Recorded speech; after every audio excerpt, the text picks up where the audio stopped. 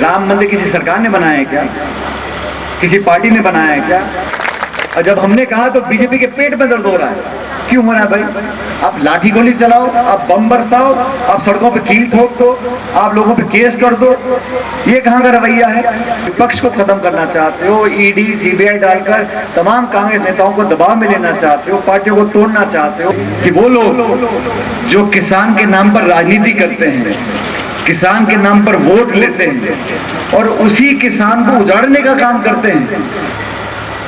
हरियाणा के अंदर सरकार कांग्रेस पार्टी के बनने जा रही है, कोई रोक नहीं सकता। शैलजा जी का, उनके परिवार का इस क्षेत्र से, इस इलाके से, इस मिट्टी से पुराना संबंध है, दशकों पुराना संबंध है। अरे मेरा धर्म क्या है, मैं किसकी पूजा करता हूँ, किसकी आरती उतारता हूँ, क्या कपड़े पहनता हूँ, किसमें कब व्रत रखता हूँ, कब भजन गाता हूँ, मेरी मर्जी। लेकिन मैं उसके नाम पर वोट मांगू, ऐसा नहीं चलेगा। जब जीत हो रही है तो जीत मोटी करानी है। न्यू दुर्गा ज्वेलर्स सिरसा, खारिया वाले प्रभुजी सोनी व पीली मंदोरी वाले सज्जन सोनी का भारत सरकार द्वारा मान्यता प्राप्त मशहूर hallmark jewellery showroom new Durga jewellers, Parshuram Chowk, Sirsa. अधिक जानकारी के लिए संपर्क करें 9813932001 या 9466697217। मैं तो धन्यवाद देना चाहता हूं शैलजा जी का कि उनके चुनाव लड़ने के कारण आज मुझे आप सबके दर्शन करने का मौका मिल गया और आपके गांव में आप सबसे मिलकर बहुत अच्छा लगा। जो मान सम्मान आपने दिया उसके लिए मैं आपका आभारी हूँ। मैं बहुत लंबा भाषण नहीं दूंगा, लेकिन दो चार ऐसी बातें हैं जो मैं समझता हूँ हमको जाननी पहचाननी चाहिए। देश में, प्रदेश में जो हालात बने हैं, साथियों, ये चुनाव भारी बहुमत से शैलजा जी जीतेंगी, कांग्रेस पार्टी जीतेगी, लेकिन ये संदेश पूरे देश में जाना चाहिए कि वो लोग जो किसान के नाम पर राजनीति करते हैं, किसान के नाम पर वोट लेते हैं और उसी किसान को उजाड़ने का काम करते हैं। 10 साल से लगातार दोनों प्रदेश की सरकार, केंद्र की सरकार एक ही काम किया और मैं तो कहता हूं अगर किसान को अपने हाल पे छोड़ देते वो भी मंजूर था। किसान तो सदियों से किसानी करता आया है, अपने बच्चों का पेट पालता है, पूरे देश का पेट पालता है। किसी की कोई सहानुभूति नहीं चाहिए, अपने दम पर काम कर सकते हैं। लेकिन 10 साल से ऐसी नीतियां बनाई हैं, 3 ऐसे काले कानून बनाए देश के अंदर जिसपे सैकड़ों किसानों को शहादत भी नहीं पड़ी। 1.5 साल तक दिल्ली में बैठ के तब जाके वो काले कानून वापस किए। और कानून भी क्या थे? देश में जो अनाज मंडियां हैं, अनाज का व्यापार होता है, जो फसल पैदा होती है, उसमें सारे देश का लाखों करोड़ का जो अनाज का व्यापार होता है वो चंद लोगों के हाथ में देके सरकार की मंडियों को बंद करना चाहते थे। आप कल्पना करो, अगर 2, 4, 10 लोग पूरे देश में सारी कनक, सारा कपास, सारा गेहूं, चावल सबका खरीदना और बेचना चंद लोगों के हाथ में चला जाएगा, देश के क्या हालात होते। और किसने कहा था इनको? मुझे याद दिलाओ, 2014 में जब सरकार बनाने वाले थे बीजेपी वाले, कभी इन्होंने कहा था कि सरकार बनाने के बाद हमें 3 काले कानून लेकर आएंगे? कभी सरकार ने कहा था कि महंगाई इतनी हो जाएगी, गैस और सिलेंडर और डीजल 100 रुपए लीटर बिकेगा? किसानों के साथ शोषण करना कहीं ना कहीं दबाव था, चंद लोगों को खुश करने के लिए। जिन लोगों को आपने पूरे देश के हवाई अड्डे, रेलवे लाइन, खान के गोदाम, बिजली घर सब दे दिए, उन लोगों को आप अनाज मंडी देना चाहते थे। ऐसे लोग जो किसान की सुनते नहीं। अरे मैं तो कहता हूं किसान की बात करने वाला इस पूरी सरकार में दिल्ली में कोई बैठा नहीं है, किसी को परवाह नहीं है। मुझे तो याद नहीं ऐसा कोई किसान नेता इस केंद्र सरकार का या प्रदेश सरकार का हो जो बोल सके कि मैं बीज की, खाद की और बिजली की कीमत कम कराऊंगा, मैं महंगाई कम कराऊंगा। कांग्रेस पार्टी ने, मैं आपको खुशी से बताना चाहता हूं, मुझे फक्र मेरी पार्टी के ऊपर, हमने पहली पार्टी है जिसने वादा देश के साथ किया। हमारी सरकार बनेगी तो एमएसपी पे हम कानून बनाएंगे, समर्थन मूल्य का कानून बनेगा और वो लोग जो किसान की फसल औने पौने दाम में लेते हैं, जमाखोरी करते हैं, कालाबाजारी करते हैं, उन लोगों की दुकान बंद कर एक कानून बनेगा। अभी तो समर्थन मूल्य की घोषणा हो जाती है और फिर लोगों को मोहताज होना पड़ता है कि भाई हमारा दाम दे दे तो जो सरकार का दाम है। जब कानून बन जाएगा उस दाम से नीचे कोई खरीद नहीं पाएगा। ये ऐसा कानून सरकार बनेगी हमारी, तो हम लेकर आएंगे। हम लोगों ने कहा कि जीएसटी लगाई आपने, अब जीएसटी खेती का जो भी उपकरण है, ट्रैक्टर है, हल है, सब चीजों के ऊपर जीएसटी लगा दी है। हमने कहा हमारी सरकार बनेगी, कृषि में काम आने वाले सारे उपकरण उस पे से जीएसटी हटा देंगे ताकि किसान को राहत मिले। 30 लाख पद हैं भारत सरकार के जो खाली पड़े, 30 लाख पद।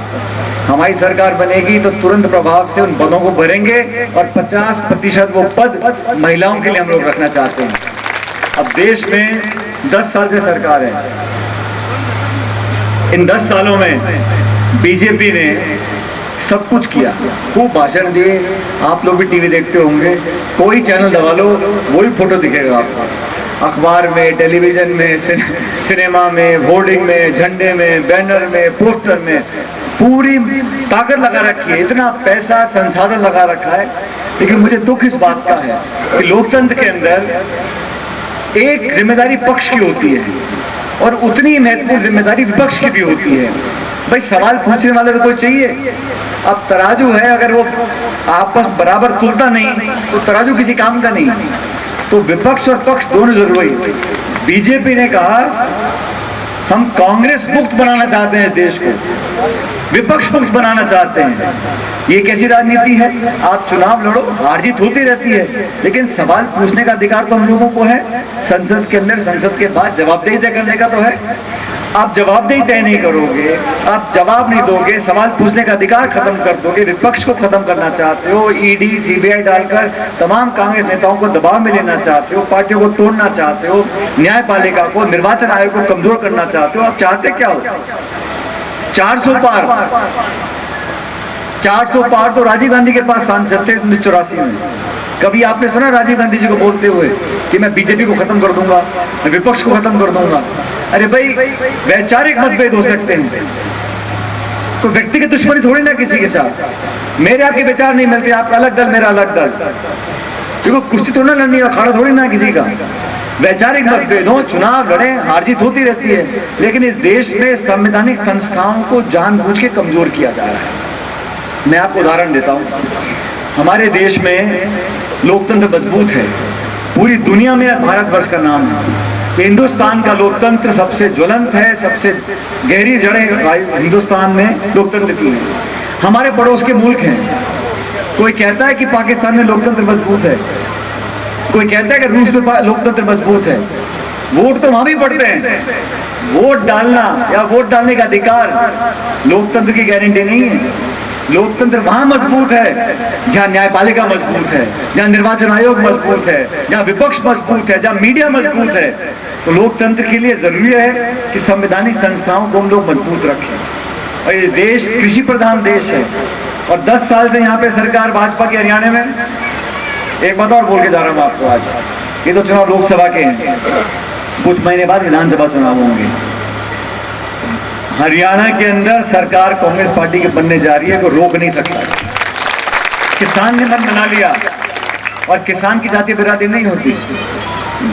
जो अनाज पैदा करता है वो किसान है। और हरियाणा की सरकार सत्ता में रहते हुए किसान आंदोलन करें, हड़ताल करें, अपनी मांग को रखें।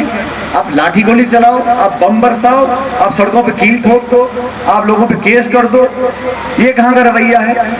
संवाद हो, बातों को सुनो, ज्ञापन ले लो। संविधान में लिखा है हमारा अधिकार है विरोध करने का, धरने देने का, प्रदर्शन करने का।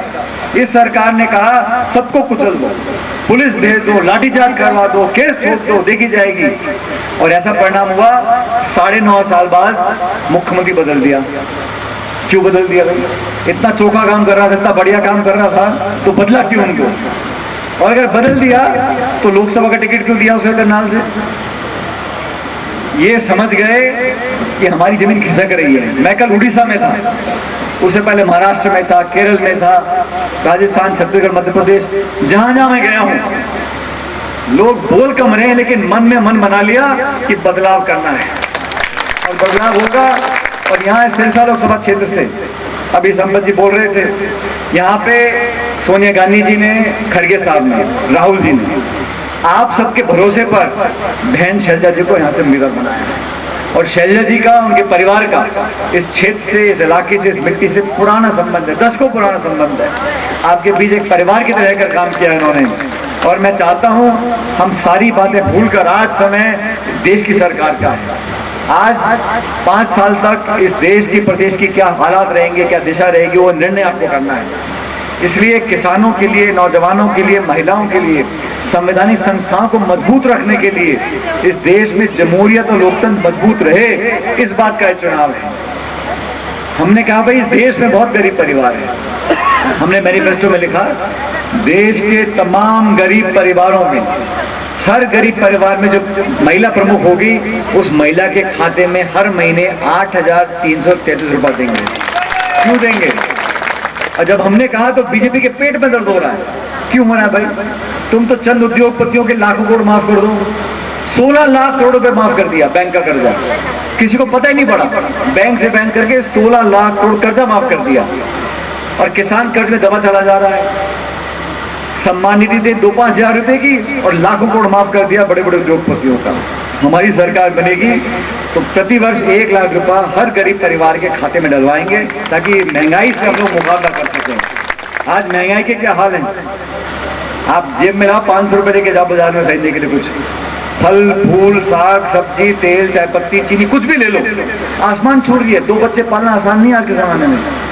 जो 5 बीघे की खेती कर रहा है वो अपने बेटी के हाथ के लिए नहीं कर सकता बिना कर्जा लिए। इन समस्याओं को सुनने वाला कौन है?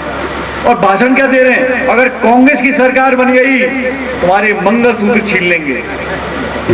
ए भले आदमी, ये कहां की बातें कर रहे हो? कह रहे तुम्हारे घर में 2 भैंस बन रही है, 1 भैंस खींच लेंगे। अरे हमने कहा हमको नरेगा में जो दिहाड़ी है 400 रुपया करेंगे, किसान के कर्जे माफ करेंगे, 30 लाख पदों को भरेंगे, गरीब परिवार को लाख रुपया देंगे, धर्म के नाम पे आरक्षण। अरे भाई किसने कह दिया आपको? हम चाहते हैं इस देश में प्रदेश में जो गरीब है, किसी जाति बिरादरी का हो, अगर गरीब है असहाय है उसको मुख्य धारा में लाना पड़ेगा।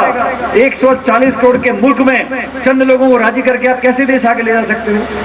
इस देश को ले जाने के लिए किसान को मजबूत करना पड़ेगा, किसान के बच्चों को मजबूत करना पड़ेगा, उनको नौकरी देनी पड़ेगी, उनके लिए कॉलेज खोलने पड़ेंगे, स्कूल खोलने पड़ेंगे। बात करो तो मंदिर और मस्जिद, मुसलमान और हिंदू, हिंदुस्तान और पाकिस्तान, यहाँ के सुई अटक जाती है। इसके आगे कोई भाषण नहीं। अच्छा आप बताओ, आपने बीजेपी के बहुत नेता देखे होंगे, कौन सा नेता आगे आश्वासन देकर गए आपको कि हम महंगाई कम कर देंगे? बीजेपी ने कहा था ना कि किसान की आमदनी दुगनी करेंगे। आप में से कितनों की दुगनी होगी आमदनी, मुझे बता दो। इन्हें कोई मतलब नहीं कितने का खल है, कितने का तेल है, कितनी की सरसों बिक रही है, कितनी कनक बिक रही है। इन्हें तो सिर्फ धर्म की बात करो, मुसलमान हिंदू की बात करो। अब कह रहे हैं कांग्रेस सरकार बन गई तो राम मंदिर में बुलडोजर चला देंगे। अरे भाई राम मंदिर किसी सरकार ने बनाया है क्या? किसी पार्टी ने बनाया है क्या? सुप्रीम कोर्ट का आदेश आया, हम सबने सहर्ष उसकी खुशी बनाई कि यहाँ भव्य राम मंदिर बनना चाहिए। आप लोगों को डराना चाहते हो? अरे मेरा धर्म क्या है, मैं किसकी पूजा करता हूँ, किसकी आरती उतारता हूँ, क्या कपड़े पहनता हूँ, किसमें कब व्रत रखता हूँ, कब भजन गाता हूँ, मेरी मर्जी। लेकिन मैं उसके नाम पर वोट मांगू, ऐसा नहीं चलेगा। देश चलता है संविधान से। संविधान में सब बराबर हैं, हिंदू मुस्लिम सिख ईसाई सब बराबर हैं, गरीब हो अमीर हो सबको बराबर का अधिकार दिया है। और सरकार चलती है कानून से, परंपराओं से, संविधान से, किसी के पसंद नापसंद से नहीं चलती है। इसलिए साथियों बदलाव हो रहा है देश में और आप लोगों को इस बदलाव का हिस्सा बनना है। हम सब आज शैलजा जी के लिए आपसे वोट मांगने आए हैं और हमारी बड़ी बहन है, मैं लंबे अरसे से उनको जानता हूँ, उनके परिवार ने बहुत सेवाएं प्रदेश और देश की हैं, पार्टी की हैं, आप लोगों की हैं। मेरा आपसे निवेदन, जब जीत हो रही है तो जीत मोटी करानी है और लगे यहाँ से लाखों वोट से कांग्रेस पार्टी जीत कर जा रही है। हमारा राजस्थान बहुत दूर नहीं है, वहाँ पर सब लोगों से मिलने का, आपका तो बहुत रोटी बेटी का रिश्ता है। यहाँ बहुत सारे मुझे साथी मिलकर हनुमानगढ़ के और राजस्थान के लोग घूम रहे हैं, आप सब जानते हो।